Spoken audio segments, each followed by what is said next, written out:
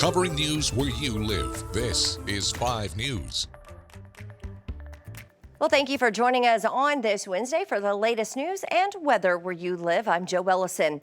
The Arkansas State Supreme Court has ruled that the Secretary of State must count all signatures collected by volunteers looking to get an abortion rights amendment on the November ballot. The Secretary of State had previously rejected the petition, saying that the submission lacked a key piece of paperwork regarding paid canvassers. The group behind the decision, Arkansans for Limited Government, later requested emergency relief, which was granted last night. Still, this ruling does not mean the required number of signatures has been met just yet. The initial count must be done by Monday. The High Court will hold another hearing right after that. Now, those with Arkansas for Limited Government, they're reacting to the ruling. They say, "We are heartened by this outcome.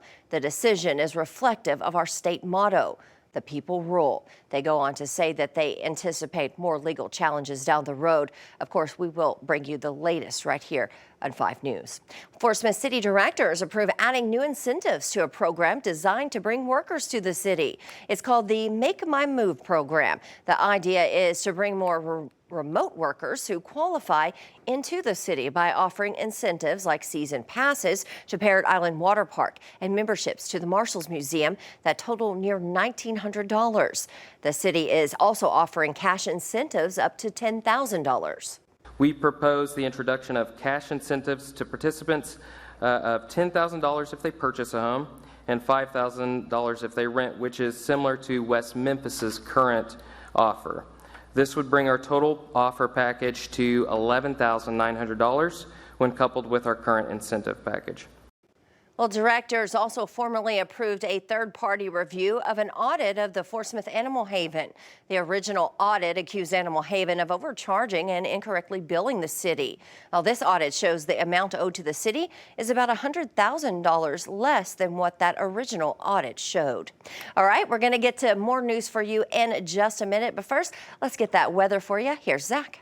All right, Joe, temperatures overall the last couple of days been warming up. Why? We haven't seen as much widespread rain that we saw on Sunday and Monday. Still had some isolated to scattered showers on Tuesday.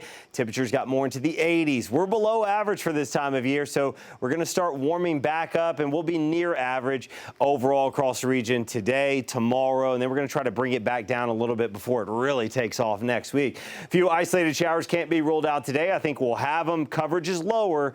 Think about that in terms of coverage across western, northwestern Arkansas. About 10% of us will likely see a downpour, while 90% of us will likely be staying dry. Temperatures in the upper 80s overall for northwest Arkansas. Again, 10% chance of a stray shower. River Valley touch warmer, upper 80s, low 90s. You factor in the mugginess here, it'll feel more like the mid 90s. It'll feel more like the lower 90s with the mugginess added in northwest Arkansas. Not much change tomorrow. Upper 80s, low 90s, 10% chance of a stray shower.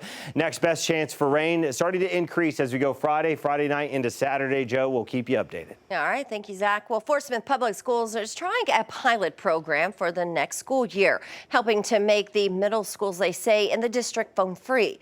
5 News reporter Jacob Luthi has more on the program and which schools will be involved. If a teacher's up there trying to lecture, which is still a way teachers teach and that, and everybody's down on their phone, they're obviously not paying attention. They're just focused more on what's going around, what's going to happen after school. That I think that we need to focus more on what we can learn during the time that we are at this school. These are concerns Fort Smith Public Schools is trying to solve, the district announcing an effort to make all middle schools phone free. Where there's a lot of research tying some mental health issues and some lack of engagement to actual screen time. 2 of those middle schools, Ramsey and Kimmons, will take part in a pilot program helped funded with a grant from the Department of Education. And we'll do this with the help of a product called Yonder, and it's a pouch. And at the beginning of the day, the students will put their phone, their earbuds, and their smart watches in the pouch, and it will lock. And at the end of the day, they'll have access to a magnet that will unlock the pouch, and they'll be able to access their phone. And if a parent is looking to get in touch with their child? If there's a situation where they need to get a hold of their student, they can call the front office, and we can certainly get them connected with their student during the school day. So we'll do a better job of making sure they know what those phone numbers are. Martin Mahan, Deputy Superintendent for Fort Smith Public Schools, says he hopes to see both social and educational improvements as a result of the new initiative. Hoping to see more engaged instruction time with students, ability for students to focus more on the here and now, what's happening in class. Also, a level of engagement with social interaction with students to get more closely related with each other and knowing each other better, having face-to-face conversations. In Fort Smith, covering News Where You Live, Jacob Luthi, 5 News. Well, thank you for joining us here today for the latest news and weather where you live. Make sure to catch up with us again tomorrow right here for more. Have a great day.